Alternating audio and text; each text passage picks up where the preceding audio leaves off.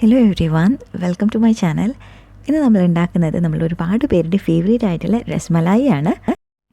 സാധാരണ വ്യത്യസ്തമായിട്ട് നമ്മൾ പനീർ കൊണ്ടല്ല, പാൽപ്പൊടി കൊണ്ടാണ് നമ്മൾ ഈ ഒരു റെസിപ്പി ഉണ്ടാക്കിയെടുക്കുന്നത്.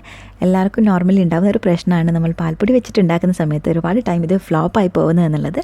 അപ്പോൾ ഫ്ലോപ്പ് ആവാതെ എങ്ങനെ പെർഫെക്റ്റ് ആയിട്ട് നല്ല സ്പഞ്ചിയും സോഫ്റ്റും ആയിട്ടുള്ള രസ്മലായി ഉണ്ടാക്കാൻ നോക്കാം. സോ നമുക്ക് റെസിപ്പിയിലോട്ട് പോവാം. ഇതിനായിട്ട് ഞാൻ ആദ്യം തന്നെ നല്ല താഴെ ഭാഗം നല്ല കട്ടിയുള്ള ഒരു പാത്രമാണ് എടുത്തിട്ടുള്ളത്. അതിലോട്ട് 1.5 ലിറ്റർ പാൽ ഒഴിച്ച് കൊടുക്കുന്നുണ്ട്. അപ്പോൾ നമ്മൾ പാൽ തിളക്കാനായിട്ട് ഒരുപാട് സ്ഥലം ഉള്ള ആ ഒരു രീതിയിലുള്ള പാത്രം വേണം യൂസ് ചെയ്യാനായിട്ട്. ഓക്കെ, ഇതിലോട്ട് ഞാനൊരു 1 കപ്പ് പഞ്ചസാര ചേർക്കുന്നുണ്ട്. അവസാനം നമ്മൾ കണ്ടൻസ്ഡ് മിൽക്ക് ചേർക്കുന്നുണ്ട്, അതുകൊണ്ട് ജസ്റ്റ് ഞാൻ 1 കപ്പ് പഞ്ചസാര മാത്രമേ ചേർത്തിട്ടുള്ളൂ. ഇനി നമുക്കിതൊന്ന് തിളപ്പിക്കാനായിട്ട് വെക്കാം. ഈ ഒരു പാൽ തിളക്കുന്ന സമയത്ത് നമുക്ക് ആ ഒരു രസ്മലായിൻ്റെ ബോൾസിനായിട്ടുള്ള പാൽപ്പൊടിയുടെ മിക്സ്ചർ റെഡിയാക്കാം. അതിനായിട്ട് ഞാൻ 1 കപ്പ് പാൽപ്പൊടി എടുത്തിട്ടുണ്ട്. ഫുൾ ക്രീം പാൽപ്പൊടിയാണ് എടുത്തിട്ടുള്ളത്.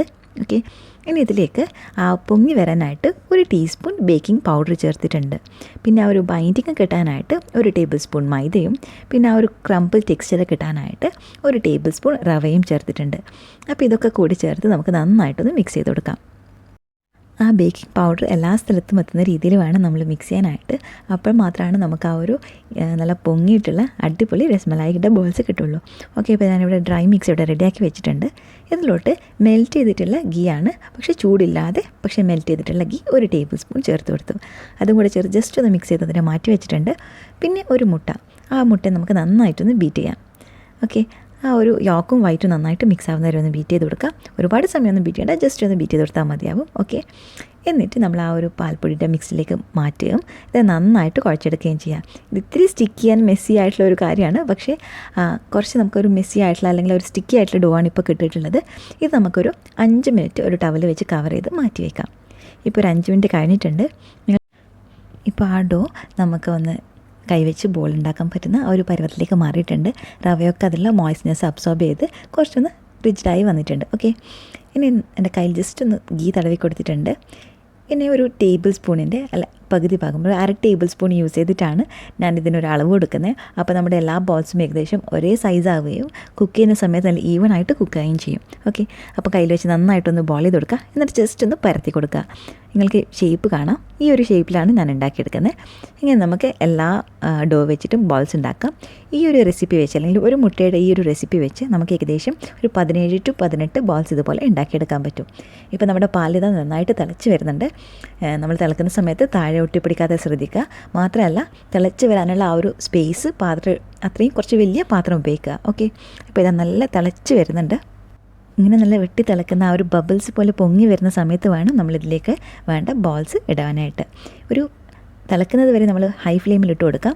ഓക്കെ, അതിന് ശേഷം നമ്മൾ ബോൾസ് ഇടുന്ന സമയത്ത് മീഡിയത്തിലോട്ട് മാറ്റാം. ഇതിന് ശേഷം നമ്മൾ ഫുൾ ടൈം മീഡിയത്തിലാണ് കുക്ക് ചെയ്തെടുക്കുന്നത്. ഇപ്പോൾ ഞാൻ എല്ലാ ബോൾസും ഇതിലേക്ക് ചേർത്ത് കൊടുത്തിട്ടുണ്ട്. ഇനി നമുക്കിതിനെ ഒരു 12 മുതൽ 15 മിനിറ്റ് വരെ കുക്ക് ചെയ്യേണ്ടതായിട്ടുണ്ട്. ഈ സമയം അത്രയും നമ്മൾ മീഡിയം ഫ്ലെയിമിൽ തന്നെയാണ് ഈ ഒരു ബോൾസ് കുക്ക് ചെയ്തെടുക്കേണ്ടത്. അപ്പോഴാണ് നമുക്ക് ആ പെർഫെക്റ്റ് ടെക്സ്ചർ കിട്ടുള്ളൂ. ലോ ഫ്ലെയിമിലായി കഴിഞ്ഞാൽ അകത്ത് കട്ട ഉണ്ടാവാനും ഹൈ ഫ്ലെയിമിലായി കഴിഞ്ഞാൽ പെട്ടെന്ന് വെന്ത് അല്ലെങ്കിൽ പുറം ഭാഗത്ത് പൊടിഞ്ഞു പോകാനുള്ള സാധ്യതയുണ്ട്. സോ മീഡിയം ഫ്ലെയിമിൽ തന്നെ കുക്ക് ചെയ്യാം. ഇപ്പോൾ ഏകദേശം ഒരു 5 മിനിറ്റ് കഴിഞ്ഞിട്ടുണ്ട്. ഞാനൊന്ന് നിങ്ങൾക്ക് വീഡിയോയിൽ ആ ഒരു ടെക്സ്ചർ കാണിച്ചു തരാനായിട്ട് മാത്രം ഒന്ന് ഫ്ലെയിം ലോ ചെയ്ത് വെച്ചിട്ടുണ്ട്. ഓക്കെ, നമുക്ക് ജസ്റ്റ് ഒന്ന് താഴെ ഭാഗത്തൊന്നും ഒട്ടിപ്പിടിക്കുന്നില്ല എന്ന് കൺഫേം ചെയ്യുക. പിന്നെ ഒത്തിരി നമ്മൾ ഇളക്കി കൊടുക്കരുത്. ഇപ്പോൾ ഞാൻ വീണ്ടും മീഡിയം ഫ്ലെയിമിലോട്ട് തന്നെ മാറ്റിയിട്ടുണ്ട്. ഓക്കെ, അപ്പോൾ 10 മിനിറ്റ് കഴിഞ്ഞിട്ടുണ്ട് ഏകദേശം. ഇപ്പോൾ ബോൾസിൻ്റെ കളറൊക്കെ ഒന്ന് വൈറ്റായി വന്നിട്ടുണ്ട്, ഏകദേശം കുക്കായി വന്നിട്ടുണ്ട്. പക്ഷേ നമ്മൾ വീണ്ടും ഒരു 15 മിനിറ്റ് ആവുന്നത് വരെ ഇതിന് വെയിറ്റ് ചെയ്യേണ്ടതായിട്ടുണ്ട്. ഓക്കെ, ഇപ്പോൾ ഇതാ നമ്മുടെ 15 മിനിറ്റ് കഴിഞ്ഞിട്ടുണ്ട്. നമ്മുടെ ബോൾസൊക്കെ റെഡിയായി വന്നു.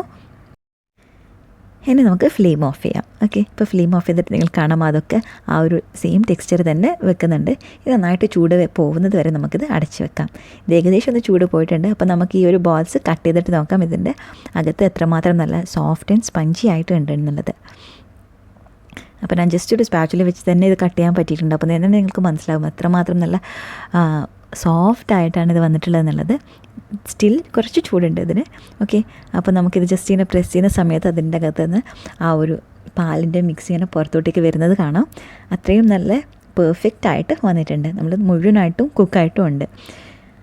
അപ്പോൾ ഇത് നമുക്ക് മുഴുവനായിട്ട് ചൂട് മാറാനായിട്ട് വെക്കാം. ഓക്കെ, ഈ സമയത്ത് നമുക്ക് ഇതിൽ വേണമെന്നുണ്ടെങ്കിൽ നമുക്ക് വേണ്ടിയിട്ടുള്ള ഫ്ലേവറിങ്സ് ആഡ് ചെയ്യാം. ലൈക്ക് കാർഡമം പൗഡർ വേണമെങ്കിൽ അങ്ങനെ ചെയ്യാം, സാഫ്രൺ വേണമെങ്കിൽ അങ്ങനെയും ചെയ്യാം. ഓക്കെ, ഞാൻ ഏറ്റവും അവസാനമാണ് ചേർത്ത് കൊടുക്കുന്നത്. ഇനി ഞാൻ ഒരു 1/2 tin milk made, condensed milk നമ്മുടെ ഈ പാലിൽ നിന്നും കുറച്ച് അതിലെടുത്ത് മിക്സ് ചെയ്തിട്ട് ചേർക്കുകയാണ്. അപ്പോൾ അതിൽ മിക്സായിട്ട് കിട്ടാൻ വേണ്ടി കുറച്ച് ഈസി ആയിരിക്കും. ഓക്കെ, അപ്പോൾ ഒരു 1/2 ടിന്നോളം കണ്ടൻസ്ഡ് മിൽക്ക് ചേർക്കാം. അതും കൂടെ ചേർത്ത് നമുക്ക് മിക്സ് ചെയ്ത് വെക്കാം. ഇതിന് മുഴുവനായിട്ട് ചൂട് മാറിയതിന് ശേഷം നമുക്കൊരു കണ്ടെയ്നർ, എയർ ടൈറ്റ് ആയിട്ടുള്ള കണ്ടെയ്നറിൽ വെച്ച് ഏകദേശം ഒരാഴ്ച പോലും നമുക്കിത് ഫ്രിഡ്ജിൽ സൂക്ഷിക്കാം. യാതൊരു കംപ്ലയിൻറ്റും വരില്ല. ഓക്കെ, ഞാൻ നോർമലി സെർവ് ചെയ്യുന്ന സമയത്താണ് സാഫ്രനും അതുപോലെ നട്ട്സൊക്കെ വെച്ച് ഡെക്കറേറ്റ് ചെയ്യാൻ ഓൾറെഡി ചെയ്ത് വെക്കാറില്ല. അപ്പോഴായിരിക്കും കൂടുതൽ ആ ഫ്ലേവറൊക്കെ നമുക്ക് കിട്ടാൻ വേണ്ടിയിട്ട് ഹെൽപ്പ് ചെയ്യുക. ഓക്കെ, ഇപ്പോൾ ഇത് നമ്മുടെ രസ്മലൈ ഇവിടെ റെഡി ആയിട്ടുണ്ട്. Thank you for watching guys.